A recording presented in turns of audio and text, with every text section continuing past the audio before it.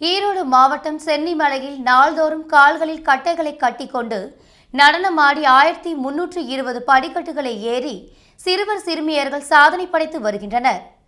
ஈரோடு கணபதிபாளையம் பகுதியை சேர்ந்தவர் சங்கர். இவர் கடந்த 4 ஆண்டுகளாக கட்டைக்கால் கலையை கற்றுக்கொண்டு உழவன் கலைக்குழு அமைப்பு மூலம் கட்டைக்கால் கலையில் புதுவிதமான சாதனை படைக்க வேண்டும் என்ற முயற்சியில் ஈடுபட்டு வருகிறார். இதன்படி கால்களில் சுமார் 2 அடிக்கும் உயரமான கட்டைகளை கட்டியபடி சிறுவர் சிறுமிகளை கொண்டு சென்னிமலை முருகன் கோவிலில் உள்ள 1320 படிக்கட்டுகள் வழியாக மலைக்கோயிலுக்கு சென்றனர்.